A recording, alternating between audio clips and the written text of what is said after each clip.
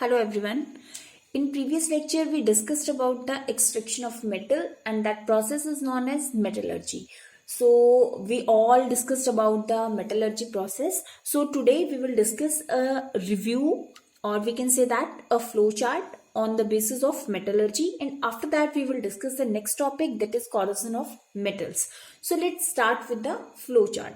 First of all, when we got metal in the form of ore, that is this one, ore I think so सबको clear हो गया होगा what is ore is a kind of mineral which can be extracted profitably or conveniently, that is known as ore. So after that the second step, यहाँ पे मैंने first step जो है उसको मेंशन नहीं किया है, अगर आप चाहें तो उस वाले पॉइंट को यहाँ पे आप मेंशन करें, crushing and grinding. After that the second step is concentration of ore. Concentration of ore जो हमारा प्रोसेस था वो एक बहुत ही इंपॉर्टेंट स्टेप था. उसके अंदर हमें डिफरेंट कैटेगरीज के बेसिस पे उसको एनालाइज करना था, उसको डिवाइड करना था, एंड आफ्टर दैट हमें उसको डिफरेंट मेथड उसके ऊपर अप्लाई करके एक्सट्रैक्ट करना था. सो यहाँ पे जो कॉन्सेंट्रेशन ऑफ ओर था उसको हमने 3 कैटेगरीज में जो हमारी मेटल्स थी उनके बेसिस पे अलग अलग डिस्कस किया. सबसे पहले ऐसी मेटल्स जिनकी रिएक्टिविटी बहुत ज्यादा हाई थी, like potassium, sodium, calcium, magnesium, aluminium, इनको हमने सेपरेट आउट किया. आफ्टर दैट हमने जो मॉडरेट रिएक्टिविटी वाली थी, आई मीन जो मीडियम रिएक्टिविटी वाले थे, उनको हमने एक अलग पोर्शन में रखा. आफ्टर दैट हमारे पास जो ऐसी मेटल्स थी जिनकी रिएक्टिविटी बिल्कुल ही लो थी, एक्सट्रीमली लो थी, उनको हमने एक सेपरेट कैटेगरी में रखा. आफ्टर दैट जो हमारी जो सबसे ज्यादा हाईली रिएक्टिव मेटल थी उनको हमने क्या किया, electrolysis of molten or.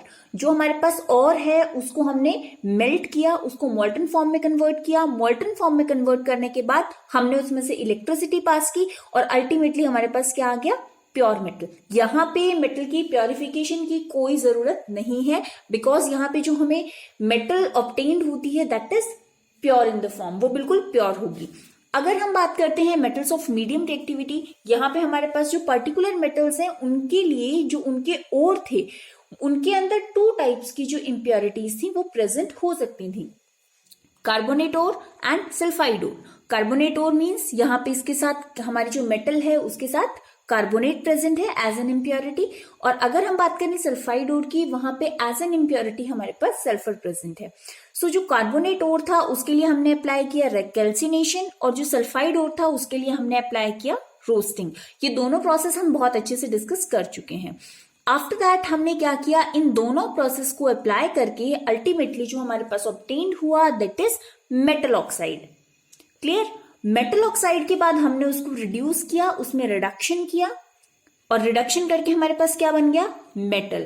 After that उस मेटल को हमने प्योरिफिकेशन ऑफ मेटल वाला जो हमारा प्रोसेस था उसके थ्रू हमने उसको पास ऑन किया और अल्टीमेटली हमारे पास आ गया प्योर मेटल. इसी तरह से अगर हम बात करते हैं हमारे थर्ड पोर्शन की, that is metals of low reactivity, तो इनके साथ मोस्टली सल्फाइड ओर्स ही प्रेजेंट होती हैं. इनको हमने सिंपली रोस्ट किया, मेटल आ गया, उसको रिफाइन किया, देन हमारे पास प्योर मेटल ऑब्टेन्ड हो गया. वैसे देखा जाए तो यहाँ पे ये जो मेटल होता है ये प्योर फॉर्म में ही हमें ऑब्टेन्ड होता है. इसके लिए वेरियस स्टेप्स जो हैं उनको अप्लाई करने की जरूरत नहीं होती. सो ये था हमारे पास जितना भी मेटलर्जी प्रोसेस है उसके बारे में. जो मेटलर्जी प्रोसेस है इसमें से एग्जाम पॉइंट ऑफ व्यू से 2 और 3 मार्क के क्वेश्चंस जो हैं वो बनते हैं. द मोस्ट इंपॉर्टेंट क्वेश्चन जो इसमें से बनता है that is difference between calcination and roasting. And एक और इम्पॉर्टेंट क्वेश्चन जो 5 मार्क का भी कई बार पूछा जाता है, इवन अभी 5 मार्क का जो क्वेश्चन है वो कोई क्वेश्चन है ही नहीं 5 मार्क का, मैक्सिममली 4 मार्क के क्वेश्चंस आपके पास आते हैं. सो जो आपका 4 मार्क का क्वेश्चन है उसमें जो आपका लास्ट स्टेप है प्योरिफिकेशन वाला, जिसके अंदर हम इलेक्ट्रोलाइटिक रिफाइनिंग करते हैं, वो वाला क्वेश्चन बहुत ही इंपॉर्टेंट है. उसको एग्जामिनर आपसे या तो सिंपल प्योरिफिकेशन फॉर्मेट में क्वेश्चन आस्क कर सकता है या फिर उसको कॉपर का एग्जांपल लेके वो आपसे पूछ सकता है. तो आपको उस चीज के लिए प्रिपेयर रहना है. ये याद रखना है कि एनोड क्या लेना है, कैथोड क्या होना चाहिए, इलेक्ट्रोलाइट क्या होना चाहिए हमारा, व्हाट इज एनोड मड, उनका दोनों का जो रिएक्शन है एनोड कैथोड का वो आपको बहुत अच्छे से क्लियर होना चाहिए. ये हमारे पास इंपॉर्टेंट क्वेश्चन बनते हैं इसमें से। सेकेंडली एक और हमारे पास जो पॉसिबल क्वेश्चन है वो आपके पास 1 मार्क का बन सकता है। वो क्वेश्चन आपका बनेगा क्रशिंग एंड ग्राइंडिंग वाले पोर्शन में से कि कौन से मशीन्स यूज की जाती हैं। अगर और क्वेश्चन पॉसिबल है तो वो बन सकता है कॉन्सेंट्रेशन ऑफ ओर से कि what is concentration of ore, या फिर व्हाट इज एनोड मड वाला जो आपका एक स्टेटमेंट था वहां से भी क्वेश्चन बन सकता है। तो ये जो है ये सारे पॉसिबल क्वेश्चंस हैं जो इस सेक्शंस में से बनते हैं। और ये वाला जो सेकेंड हाफ सेक्शन है मेटल एंड नॉन मेटल का, ये बहुत ही इंपॉर्टेंट सेक्शन है। अब हम बात करते हैं हमारे नेक्स्ट टॉपिक की। अब हमारे पास सिर्फ 2 टॉपिक्स जो हैं वो बचते हैं। एक तो कॉरोजन ऑफ मेटल्स, उसके अंदर हमारा रस्टिंग ऑफ आयरन आ जाएगा, और एक जो हमारा आता है that is alloys and amalgam. After that हमारा ये चैप्टर फिनिश हो जाएगा। और ये जो हमारा चैप्टर है ये बहुत ज्यादा मार्क्स कंटेन करता है। It is very important.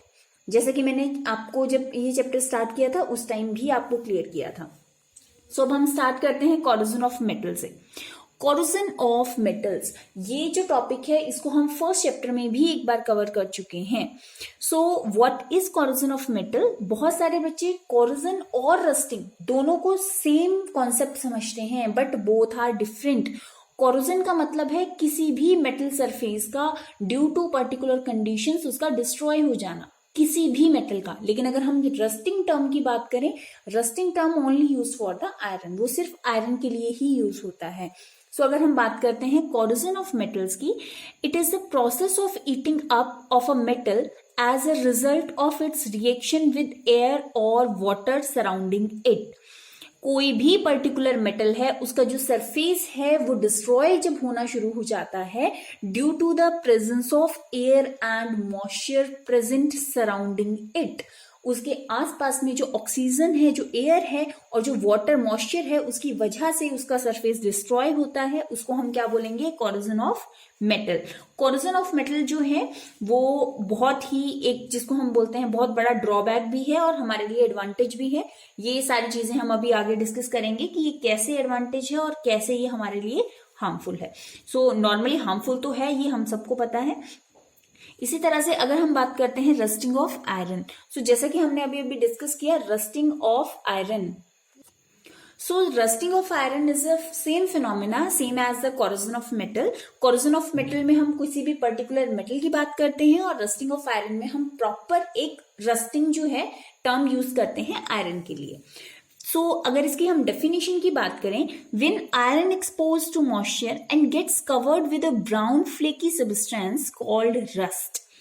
ये तो हम जूनियर क्लासेस में भी पढ़ा है, हमने बहुत अच्छे से पढ़ा है कि what is rusting of iron. लेकिन यहाँ पे जो एक न्यू टर्म है जो आपको याद रखनी है, एग्जाम पॉइंट ऑफ व्यू से भी याद रखनी है, what is the formula of rust? That is Fe2O3.XH2O। यहाँ पे X की प्लेस पे आप कुछ भी पुट कर सकते हैं। Why? Because place to place हर जगह पे जो मॉइस्चर है उसका अमाउंट वेरी करता है। हो सकता है किसी पर्टिकुलर प्लेस पे मॉइस्चर जो है वो बहुत ज्यादा हो, या हो सकता है किसी पर्टिकुलर प्लेस पे जो वाटर है, जो मॉइस्चर है वो कंपैरेटिवली कम हो। It depends. जहां पे मॉइस्चर ज्यादा होगा रस्टिंग फिनोमिना फास्ट होगा, जहां पे मॉइस्चर कम होगा रस्टिंग फिनोमिना स्लो होगा। रस्टिंग जो है वो बेसिकली इसी के ऊपर डिपेंड करता है। रस्टिंग फिनोमिना जो है इसके लिए भी सेम 2 कंडीशंस जो है वो एसेंशियल है। ऑक्सीजन चाहिए इसके लिए और वाटर चाहिए। अगर हम यहाँ पे बात करते हैं कंडीशंस फॉर रस्टिंग की, तो इसके लिए ऑक्सीजन एंड वाटर जो हम ऑलरेडी डिस्कस कर चुके हैं।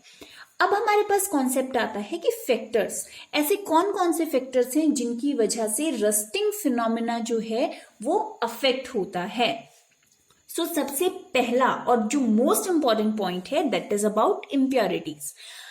We can say that impurity is directly proportional to rusting, कि आपके पास आयरन के अंदर जितनी impurities होंगी रस्टिंग उतना ही ज्यादा होगा।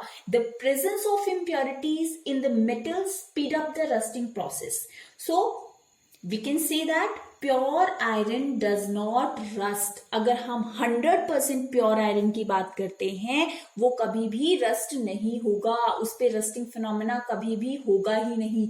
बिकॉज रस्टिंग तभी होता है जब आपके पास आयरन के अंदर कुछ इम्प्योरिटीज प्रेजेंट होती हैं। So we can say that impurities directly proportional to rusting. Impurities ज्यादा होंगी तो रस्टिंग भी ज्यादा होगा। After that, the second one is presence of impurities in electrolyte and that is directly proportional to rusting. आपके पास जो इलेक्ट्रोलाइट है उसके अंदर कितनी impurities हैं उसके ऊपर डिपेंड करेगी रस्टिंग. फॉर एग्जाम्पल यहाँ पे इलेक्ट्रोलाइट से हमारा मतलब है वाटर, मॉइस्चर. वाटर के अंदर जितने ज्यादा सॉल्ट घुले होंगे, जितने ज्यादा फॉरेन पार्टिकल्स प्रेजेंट होंगे, वाटर उतना ही ज्यादा इम्प्योर. जितना इम्प्योर वाटर, रस्टिंग उतने ही ज्यादा. So the presence of electrolyte in water also speed up the process of rusting. Rusting of iron in water occurs quicker than in distilled water. So अगर हम बात करें ऐसे वाटर की जिसके अंदर बहुत ज्यादा सॉल्ट्स प्रेजेंट हैं, तो वहां पे रस्टिंग फिनोमेना कंपैरेटिवली फास्ट होगा क्योंकि वहां पे बहुत सारे इलेक्ट्रोलाइट जो है उसके अंदर प्रेजेंट हैं.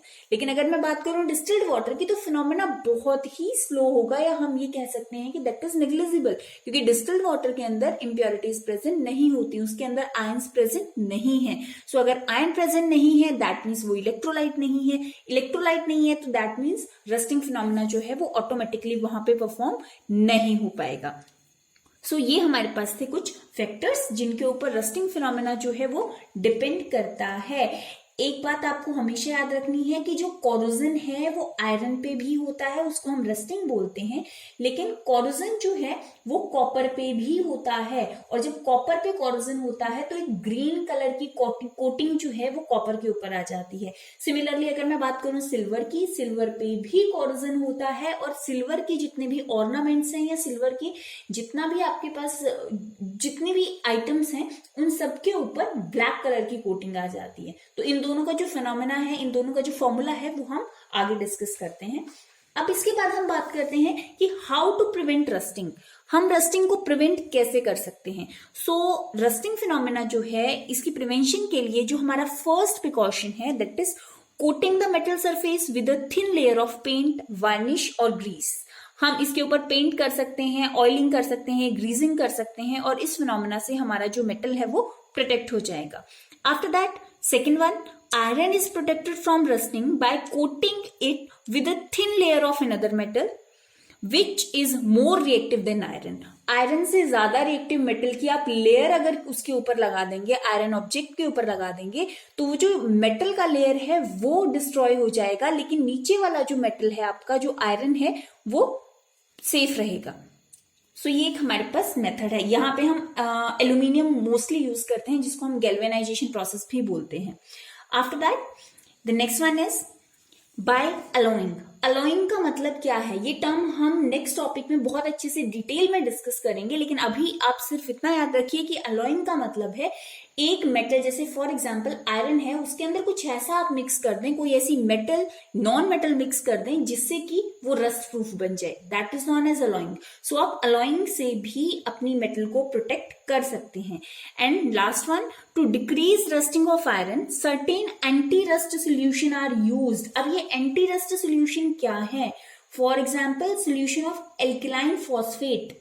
हमारे पास कुछ ऐसे केमिकल्स हैं, उनके सॉल्यूशंस अगर आप आयरन के ऊपर लगा देंगे तो आयरन जो है वो रस्ट नहीं होगा, आयरन जो है वो डिस्ट्रॉय नहीं होगा. So by these method we can say that we prevent और we keep the iron safe. इन सारे मेथड से हम आयरन को प्रिवेंट कर सकते हैं रस्टिंग से. सो कोरोजन जो है आयरन का वो एक बहुत बड़ा सीरियस प्रॉब्लम है, क्योंकि इसकी वजह से जितने भी बहुत बड़े बड़े मोनूमेंट्स हैं, बहुत बड़े बड़े ब्रिजेस हैं, वो डिस्ट्रॉय होते रहते हैं और उनको मेंटेन करने में बहुत ज्यादा मनी जो है वो स्पेंड होती है उनको रिप्लेस करने में. क्लियर? सो ये एक बहुत बड़ा हमारे लिए डिसएडवांटेज है. तो ये था हमारे पास prevention of rusting, how to prevent iron from rusting. Next lecture में हम डिस्कस करेंगे about alloys and amalgam, which is the last topic and the most important topic. Thank you. Hello everyone. In previous lecture we discussed about the rusting and corrosion. Today we will discuss with alloys and amalgam. Alloys and amalgam is very important topic from exam point of view. So let's start. Actually, alloying is very good method for improving the properties of a metal, and we discussed a little about the alloying in prevention method of rusting. So actually before starting this, I discussed an ancient wonder of Indian metallurgy. The iron pillar near Qutub Minar in Delhi was made around 400 BC by iron workers of India, and actually they had developed a process which prevented worked iron from rusting. So iron pillar is 8 meter high and its weight about 6,000 kilogram, that means about 6 tons. And it is not a wonder that the pillar still stands in a pristine condition. More than 2000 years ago it was manufactured. So it is very interesting phenomena. We can say that in ancient time our Indian metallurgy process is very well, or we can say that that is very good. So let's start with alloys and amalgam. Alloys and amalgam. Actually, you know that iron is a most widely used metal, but it is never used in the pure form. This is because pure iron is very soft and stretches easily when hot. So we can't make the objects with that kind of iron. But when it is mixed with a small amount of carbon, it becomes hard and strong. And this new form is known as steel. So the strength and other properties of steel depend on the percentage of carbon in it. Clear? So this means that we can change the properties of a metal by mixing the some other metal or non-metal, and this mixture is known as alloy. So what is the actually definition of the alloy? The alloy is a homogeneous mixture of two or more metals or a non-metal. Alloy जो है वो एक homogeneous mixture है, आपके पास दो या दो से ज्यादा मेटल्स या फिर एक मेटल और एक नॉन मेटल का. डजंट मैटर, ये कोई कंडीशन नहीं है हमारे पास कि दोनों मेटल्स ही होने चाहिए, बट हाँ एक जो है उनमें से मेटल होना चाहिए, दूसरा आपका नॉन मेटल भी हो सकता है. Clear? So we can say that invention of alloy is very important step or invention in the field of metallurgy. So now we will discuss what are the objects of alloy making. alloy जो है वो किस लिए बनाया गया था, क्या reason था? तो सबसे पहला रीजन तो हमने ऑलरेडी डिस्कस किया इन अबाउट आयरन कि आयरन जो है प्योर फॉर्म में बहुत ज्यादा सॉफ्ट होता है, इसीलिए उसके अंदर हम कुछ मेटल या नॉन मेटल को मिक्स कर देते हैं ताकि उसकी स्ट्रेंथ जो है वो उसको इंक्रीज किया जा सके. बट ये सिर्फ पॉइंट जो था it is applicable for iron, लेकिन बाकी मेटल्स का क्या? बिकॉज अलॉइंग का मतलब होता है एक या एक से ज्यादा मेटल्स या फिर नॉन मेटल्स को कंबाइन करना. यहाँ पे कहीं पे भी स्पेसिफिक नहीं है कि हम सिर्फ और सिर्फ आयरन के बारे में डिस्कस करेंगे. So what are the objects of alloy making? So जो सबसे पहला यहाँ पे ऑब्जेक्ट है हमारे पास, to increase resistance to corrosion, जो सबसे इंपॉर्टेंट भी है और सबसे ज्यादा जिसको हम बोल सकते हैं यूजफुल भी है, कि जो आप सबको पता है कि आयरन जो है वो मॉइस्चर और एयर की प्रेजेंस में बहुत जल्दी रस्ट हो जाता है, या अगर हम बाकी मेटल्स की बात करें उनका कोरोजन स्टार्ट हो जाता है. बट अगर हम किसी भी मेटल का अलॉय बनाते हैं तो उसका जो कोरोजन रेजिस्टेंस कैपेसिटी है वो बहुत ज्यादा इनहांस हो जाती है, एंड दैट्स व्हाई वो जो हमारा मेटल है वो इजीली कोरोड नहीं होता. For example stainless steel is prepared which has more resistant to corrosion than iron. अगर हमारे घर पे जितने भी यूटेंसिल्स हैं mostly they are made up of stainless steel. So आपने देखा होगा कि उनपे बहुत रेयरली जो है वो रस्टिंग फिनोमेना होता है, बिकॉज वहां पे जो हमारा स्टेनलेस स्टील है दैट इज अलॉय, मीन्स वहां पे आयरन के अंदर कुछ कंटेंट जो है वो कार्बन का मिक्स किया गया है, एंड दैट्स वाई वो जो है वो कोरोजन जो है उसको रेजिस्ट करता है. क्लियर? तो जो हमारा सबसे पहला ऑब्जेक्टिव है that is to increase resistance to corrosion. After that, the second one is to modify chemical reactivity. The chemical reactivity of sodium is decreased by making an alloy with mercury, which is known as sodium amalgam. Actually, हमारे पास कुछ ऐसी metals हैं जो बहुत ज्यादा reactive हैं, they are highly reactive, लेकिन उनको हम यूज करते हैं, उनको यूज इसलिए करते हैं कि वो बहुत ज्यादा एसेंशियल है हमारे लिए. फॉर एग्जाम्पल सोडियम, तो सोडियम बहुत ज्यादा रिएक्टिव मेटल है, लेकिन अगर हमें उसको यूज करना है तो हम उसके अंदर मर्करी मिक्स कर देंगे और उसको हम यूज करेंगे.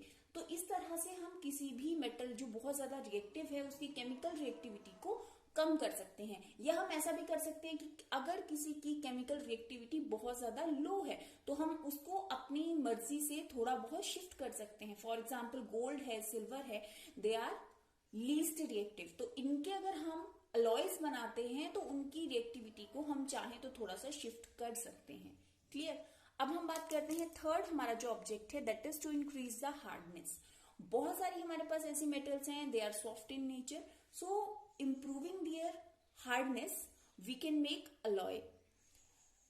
Steel and alloy of iron and carbon is harder than iron obviously. तो स्टील हमने इसलिए बनाया बिकॉज वो आयरन से ज्यादा हार्डर है, बट उसकी प्रॉपर्टीज जो है वो ऑलमोस्ट आयरन की जैसी हैं, बिकॉज उसके अंदर बहुत कम कंटेंट में हमने कार्बन मिक्स किया है, जो इतना ज्यादा उसकी प्रॉपर्टीज को अफेक्ट नहीं करता। वो सिर्फ और सिर्फ उसको हार्डनेस प्रोवाइड करता है, दैट्स इट। उसकी बाकी प्रॉपर्टीज एज इट इज रहती हैं, लेकिन उसके साथ साथ वो कोरोजन को भी रेजिस्ट करना स्टार्ट कर देता है। तो जो हमारी डिजायरेबल प्रॉपर्टीज हैं उनको ऑब्टेन करने के लिए हम अलॉयज बनाते हैं। अब हम बात करते हैं नेक्स्ट फोर्थ पॉइंट की, to increase tensile strength. Tensile strength को इंक्रीज करने के लिए भी हम इसको यूज करते हैं। जो हमने अभी मैंने आपको बोला कि कुछ ऐसी मेटल्स हैं हमारे पास जो सॉफ्ट हैं। अब इतनी ज्यादा सॉफ्ट मेटल हैं, उनसे हम ऑब्जेक्ट्स नहीं बना सकते। सो हमें क्या करना है, उसकी टेंसाइल स्ट्रेंथ इंक्रीज करनी पड़ेगी फॉर मेकिंग ऑब्जेक्ट्स। सो हम कैसे उसकी टेंसाइल स्ट्रेंथ इंक्रीज कर सकते हैं, by making alloys, by mixing some metals और other non metals to provide them tensile strength. Clear. इसके बाद अगर हम बात करें नेक्स्ट ऑब्जेक्टिव की, that is to produce good casting. Type of metal is an alloy of lead, tin and mercury. हमारे पास कुछ ऐसी मेटल्स हैं जिनकी हम कास्टिंग जो है वो अच्छे से नहीं कर सकते, जिनकी हम परफेक्ट उनको एजेस प्रोवाइड नहीं कर सकते, जो हमारी डिजायरेबल शेप्स हैं उनको नहीं दे सकते, बिकॉज उनका जो सरफेस है वो काफी ज्यादा रफ होता है। या फिर कुछ ऐसी मेटल्स हैं लाइक मरकरी जो लिक्विड फॉर्म में है, अगर आपने उसको कास्ट करना है तो उसके लिए आपको उसका अलॉय बनाना ही पड़ेगा, बिकॉज विदाउट अलॉइंग हम उसकी कास्टिंग नहीं कर सकते, उसको डिजायरेबल शेप प्रोवाइड नहीं कर सकते। So for good casting we have to make alloys. After that the last objective is to lower melting point. हमारे पास बहुत सारी ऐसी मेटल्स हैं जिनके मेल्टिंग पॉइंट बहुत ज्यादा हाई हैं, बट उनको हम अपनी डेली लाइफ में यूज करने के लिए या फिर ऑब्जेक्ट्स बनाने के लिए इतना हाई टेम्परेचर प्रोवाइड नहीं कर सकते, बिकॉज एक तो वो बहुत ज्यादा कॉस्टलियर है, सेकेंडली वो बहुत ज्यादा रिस्की प्रोसेस भी है। सो उनका जो मेल्टिंग पॉइंट है उसको थोड़ा सा लो करने के लिए, उसको डाउन करने के लिए हमें क्या करना पड़ता है, अलॉइंग करना पड़ता है। For example solder is an alloy of lead and tin. Solder wire आप सबको पता है, क्लास 8 में आपने डिस्कस किया है, पढ़ा है इसके बारे में। सोल्डर वायर जो है वो यूज की जाती है वेल्डिंग पर्पस के लिए, ये जो रेलवे ट्रैक्स हैं उनको ज्वाइन करने के लिए। तो एक्चुअली जो सोल्डर वायर है that is combination of 50% of lead and 50% of tin. So यहाँ पे अगर आपके पास ये क्वेश्चन भी बन सकता है, what is the composition of solder wire, that is tin is equal to 50% and lead is equal to 50%, and this is the composition of solder wire। और किस लिए यूज होता है solder wire, to joining railway tracks. Remember this, और इसको आप notebook में भी नोट करेंगे, साइड में कहीं पे बॉक्स बना के इसको आप वहां पे मेंशन करेंगे। क्लियर। सो उसका जो अगर हम देखें तो जो लेड और टिन है, अगर हम स्पेसिफिकली लेड की ही बात करें, उसका मेल्टिंग पॉइंट बहुत ज्यादा हाई है, लेकिन जैसे ही हम उसको टिन के साथ मिक्स करते हैं तो उसका जो मेल्टिंग पॉइंट है वो एक मॉडरेट लेवल पे आ जाता है, जिसकी हेल्प से हम इजीली जब वेल्डिंग करते हैं तो उसको एक पर्टिकुलर टेम्परेचर प्रोवाइड करके मेल्ट कर सकते हैं, and after some time that becomes again hard. So for this purpose, for lower melting point, alloying is very important phenomena. So अब हम बात करते हैं हमारे नेक्स्ट टॉपिक की, दैट इज एमेलगम। एक्चुअली हम अभी एक जो हमारा पॉइंट था उसमें एमेलगम ऑलरेडी हमने डिस्कस किया था, सो हम इसको दोबारा स्टार्ट करते हैं। Amalgam, these are homogeneous mixture of metal and mercury. जो अलॉय था, अलॉय के अंदर हमने डिस्कस किया था कि कोई पर्टिकुलर मेटल और एक पर्टिकुलर नॉन मेटल जो है उनको हम आपस में कंबाइन करते हैं, लेकिन अगर हम बात करें एमेलगम की, so amalgam is a homogeneous mixture of metal and particular mercury. जो कोई एक मेटल है उसके साथ अगर हम सिर्फ और सिर्फ मर्करी को मिक्स करेंगे, दैट बिकम्स अ एमेलगम। सो जो एमेलगम है, जैसे for example sodium एमेलगम contain sodium and mercury, and actually these are formed by treating metals such as sodium, zinc, tin, gold and all. Different amalgams are prepared depending upon their uses. हर एमेलगम का अपना एक specific use है। जो commonly use में आते हैं एमेलगम्स, जिनके बारे में अगर हम डिस्कस करें तो वो कौन कौन से हैं, For example, sodium amalgam is used to decrease the chemical reactivity of sodium metal and it is also used to a good reducing agent के जैसे भी हम इसको यूज करते हैं. Secondly, we can say that tin amalgam is used for silvering cheap mirrors. Actually जो हमारे पास mirrors होते हैं, मिरर्स बनाने के लिए इन एंशियंट टाइम क्या किया जाता था, जो सिल्वर था उसको मेल्ट डाउन करके उसको मोल्टन फॉर्म जो था वो ग्लास के पीछे पेंट किया जाता था. That is very costlier process. अगर सेम प्रोसेस हम अभी अप्लाई करें तो दैट मीन्स जो आपका मिरर जो आप 10 रुपीज का परचेज करते हो वही मिरर आपको अबाउट 5000 के नियर बाय आपको मार्केट से मिल सकता था. सो जो टिन है उसका जो एमेल्गम है, अब हम क्या करते हैं, उसका जो पेंट है वो आपके मिरर के बैक साइड में करते हैं. दोनों का फिनोमिना सेम है, दोनों का रिजल्ट सेम है, लेकिन टिन एमेल्गम की हेल्प से हम उसका जो कॉस्ट है उसको कम कर सकते हैं. आफ्टर दैट अगर हम बात करें, the process of amalgamation is used for extraction of metals like gold and silver from their native ores. हालांकि हमने डिस्कस किया था गोल्ड सिल्वर जो है वो हमें फ्री स्टेट में मिलते हैं, लेकिन सिल्वर जो है वो कभी कभी हमें नेटिव स्टेट या कंबाइंड स्टेट में भी मिलता है. नेटिव स्टेट में या कंबाइंड में भी मिलता है. तो जब वो कंबाइंड स्टेट में मिलता है तो उसको वहां से एक्सट्रैक्ट करने के लिए, प्योरीफाई करने के लिए हम उसका एमल्गम यूज करते हैं. So it is all about the alloys in amalgam. अब हम डिस्कस करेंगे कुछ इंपॉर्टेंट अमलगम एंड अलॉयज के बारे में जो एग्जाम पॉइंट ऑफ व्यू से बहुत ज्यादा इंपॉर्टेंट हैं. So these are some important amalgam and alloys. Actually we are discussing about the alloys, not about the amalgams, because यहाँ पे amalgam हमारे पास एक आधा है, कोई बहुत ज्यादा नहीं है और उसके बहुत ज्यादा इतने वाइडली यूज भी नहीं है. सो हम स्पेसिफिकली जो डिस्कस करेंगे that is about the alloys. सो मैंने यहाँ पे कुछ alloys के नाम लिखे हैं, उसके साथ उनका कॉम्पोजिशन लिखा है कि उनमें कितने कितने परसेंट जो है वो कौन कौन सा कॉम्पोनेंट है, उनकी पर्टिकुलर जो प्रॉपर्टीज हैं वो क्या क्या हैं और उनके यूजेस जो है वो क्या क्या हैं. अब ये वाला जो टेबल है, इसके टेबल के बेस पे भी आपसे क्वेश्चन आपके पास बन सकते हैं, इसीलिए मैंने इसको शॉर्ट करके एक टेबल बनाया है ताकि ये लर्न करने के लिए बहुत इजी रहे. सो अगर हम देखते हैं, सबसे पहले स्टेनलेस स्टील, सबसे इंपॉर्टेंट चीज ये पूरा आपको लर्न होना चाहिए. एटलीस्ट मिनिमम से मिनिमम जिसको हम बोलते हैं, ये वाला कॉम्पोजिशन तो आपको हर हाल में याद होना चाहिए. प्रॉपर्टीज जो हैं वो भी आपको वैसे तो याद होनी चाहिए, क्योंकि अगर प्रॉपर्टीज अगर आपको याद है तो यूजेस आप इजीली उसके लिख सकते हो. आपको यूजेस लर्न करने की जरूरत नहीं है, क्योंकि उसकी प्रॉपर्टीज के बेसिस पे आप उसको कंपेयर कर सकते हो कि हमारे सराउंडिंग में ये चीज कहाँ कहाँ पे अप्लाई हो सकती है. So for example stainless steel जो है उसमें 73% आयरन है, 18% क्रोमियम है एंड 8% निकल है. अब इसकी प्रॉपर्टी क्या है कि ये रस्ट नहीं होता, इस पे जंग नहीं लगता. और इसके यूजेस कहाँ कहाँ है, यूटेंसिल्स में, साइकिल्स में या फिर ब्लेड्स में.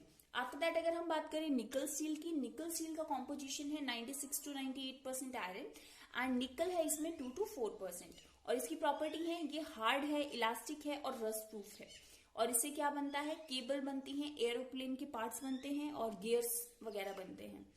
Next is Invar. इनवार में 64% आयरन है, 36% निकल है. और इसका जो सबसे बड़ा प्रॉपर्टी है वो है ये बहुत कम एक्सपेंड होता है हीटिंग पे.